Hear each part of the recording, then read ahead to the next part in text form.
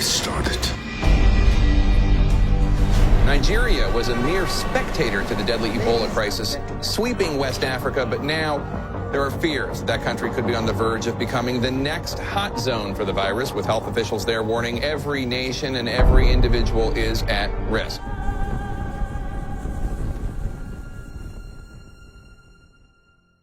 "93 Days" tells the story of the Ebola incidents in Nigeria, the story of the people who were at the forefront of the fight against Ebola in Nigeria. But it also is a story of a shared experience of a nation and the story of what is possible for us as a country when we all come together as one. The movie is about how Nigeria handled the Ebola crisis when a Liberian executive came to Nigeria with Ebola and went to the First Consultant Hospital, and how the whole matter was handled. 93 Days is a phenomenal story about the bravery of certain individuals in Nigeria, how some people sacrifice their lives to ensure that all of us are here today. It's a story of leadership, how leaders can make a difference in the society. And it also shows you what we can do if we work together as a team. The story of how Nigeria dealt with this outbreak is a story of amazing victory. It's a triumph. And it's a story that a lot of people don't know. Here, look. Look at this. Is this what you want?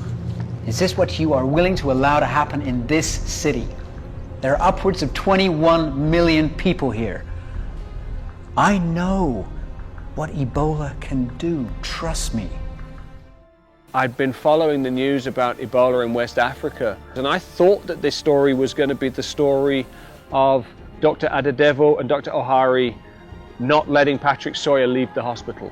But when I came here, I found that there was a much richer, much broader, wider story about all of the people that contracted the disease, about the people from First Consultants, about the reaction of the state, about the federal reaction.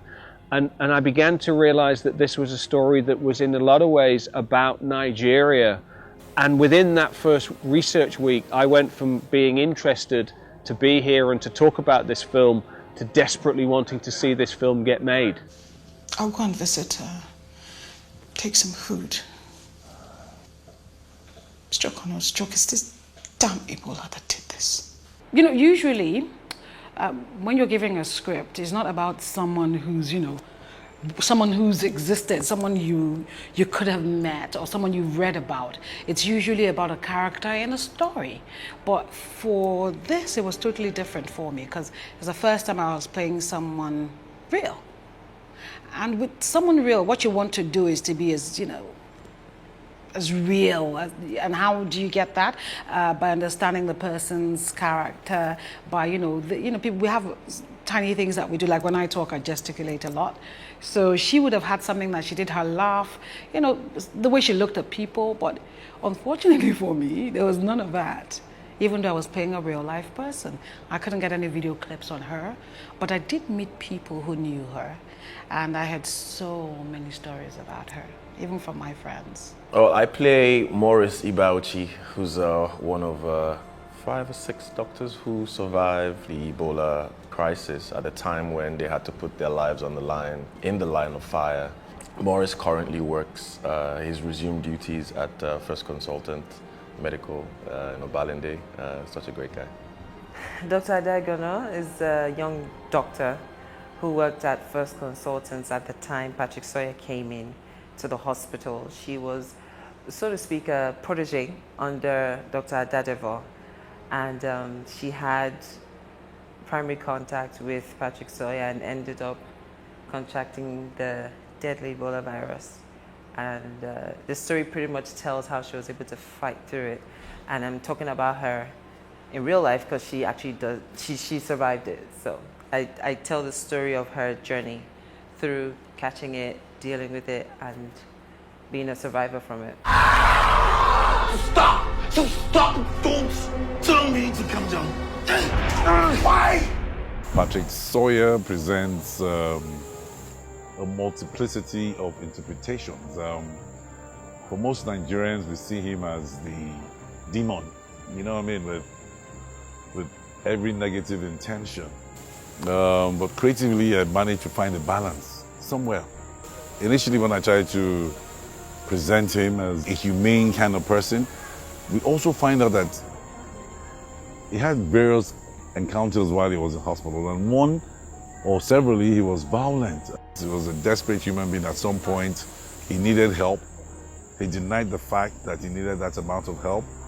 Unfortunately, that cost the death of several Nigerians. So, who is Patrick Sawyer? The spirit that was part of this entire project was that there was a sense of responsibility that everybody felt, from crew to cast, that wanted to see us get this project and get it right. And each and every one of these actors, you know, came to set with that attitude. Danny Glover, interestingly, we had wanted to play a much smaller role, a cameo role nearly. And we sent him the script to take a look at and, you know, say to us whether he could do it or not. I think a day later he called me back and said, well, he loves this project, he thinks it's a very important project and a story that needs to be told, and he'd be happy to be part of it. But he said, not for the role that you sent me to read. And I said, well, so what then would we do? So he said, well, you know the doctor who owns the hospital, why don't I play that doctor? Because I think he has an interesting arc and an interesting story. He said, well, would you like to do that? I said, yes. I said, well, fine, why not?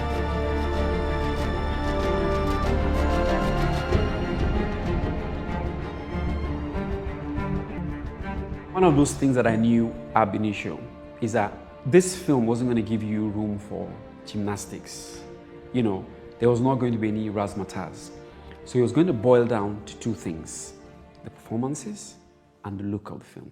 It was really essential that you got the two right, you know, the performance and the look. And so once we were sure we had the actors right, the next thing was getting the right crew. And I had always been, you know, attracted to Yinka's work. And so I was very particular about working with Yinka Edwards on this project. First of all, I'd like to say it was a privilege to be asked to photograph this picture. It's a major event that has happened in the life of our country and also the world. And the thing about Steve, I think he knows exactly what he wants, you know, but he's willing to collaborate with the cinematographer to get the image to tell the story he wants to tell. All right, here we go. Quiet. Roll sound. Speed. Roll camera. C55, 470. Action. Bola Bello, who did the production design as well, was keyed into in terms of the colors of the world that we're discussing, and was able to reflect that, you know, in the different sets that we did. And so experience then became something that was very key in the crew that we got together, because we needed to have people who knew exactly what they were doing, could move very fast and get things done. You know, one of the biggest challenges of the project was that we were filming it in Lagos.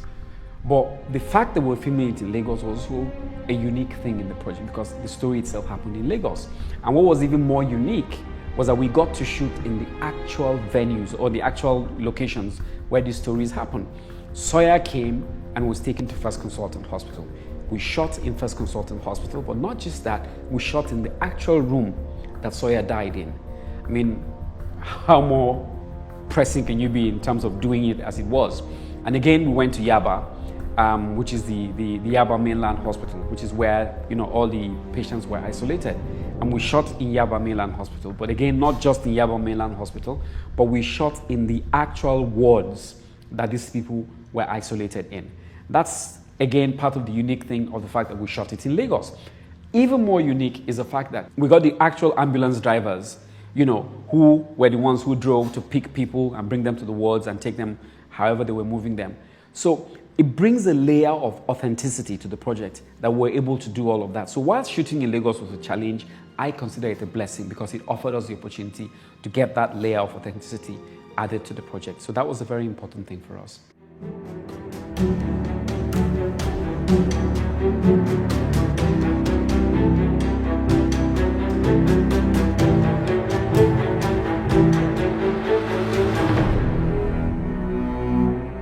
The music was actually inspired by the characters themselves.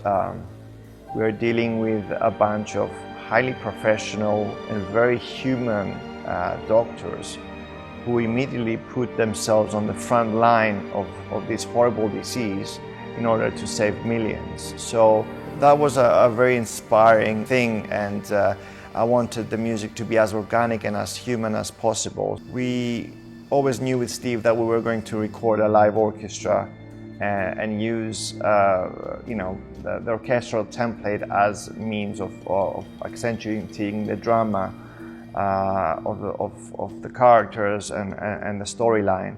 But we also wanted to have a more authentic Nigerian voice, in a sense. So we decided to use a vocalist to kind of include within the orchestral template. And we found a wonderful singer who is based in LA called Oni, who has a Nigerian heritage. And she came in and we recorded a lot of ad-libs, a lot of improvisations, which in a sense we chopped up in post-production and included within the orchestral template, and the kind of union worked fantastically well. So we get the dramatic aspects from the orchestra and the authenticity from the Nigerian voice. We have a lead composer who is George Callis, and then we have Tunde Jegede who's doing additional scores for the film, as well as the songs that are the music of the film. Really was a great experience, especially working with the singers Omawumi, Brimo and Diana Baroni, many of them for the first time. There's some of these artists I wanted to collaborate with for a long time. We also had the chance to work with some of the young musicians and singers from Muzon and the Muzon Ensemble, and I had an invaluable team working with me, especially the engineer Ola Akinyede. Everybody will connect to the Ebola crisis. Everybody will connect to what happened then, the amount of fear, the amount of risk. It's no joke matter. Ebola is not something you play with, so I think everybody will connect with it. And hopefully they get to love very much the contribution I made, which is the soundtrack to the movie itself. I worked on a song called Because You Cared, which is the title song for the soundtrack. I co-produced the song with an incredible producer called TK, and I featured another artist who's an incredible singer called Miel. And together we were able to create this song called Because You Cared. No matter what the situation is, no matter what you find yourself up against, you can overcome, and it pays tribute to those who sacrificed in order to help these people overcome the situation that they had. So it's a very, very beautiful song. I'm very proud of the work that we did, and I'm very proud to be associated with the project. This has been the most pleasurable and the most productive relationship I think I've ever had with a director. I would hope that as people look at 93 Days, they will realize two things. One, the great sacrifice that was made by the doctors and staff and first consultants, the commitment that was made by the government and other officials and organizations that stepped up to lend a hand at this time of crisis. I would also hope that they realize that the only thing that makes you special is action. The world must say this. The world must come to terms with the fact that these things indeed happened and the way they were reported. As a matter of fact, much more than the much that went out to the public space through social media and every other medium of communication. For once, Nigerians are not united by soccer, football, politics, money. We're united by our humanity. That's why I say we were all invested in the events that happened in those 93 days.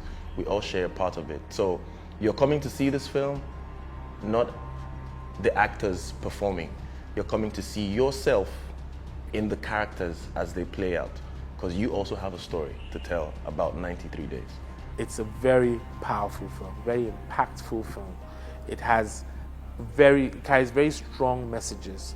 It will be an exciting journey of love, of pain, but ultimately the victory and the triumph of the human spirit. It is an inspirational film, and that you would find inspiration and a reason to reconnect with the better human in you after you see the film. So I believe that is an experience that a lot of people would love.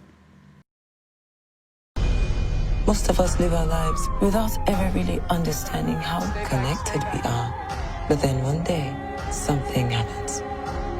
Something that changes the way you look at the world, changes your life forever.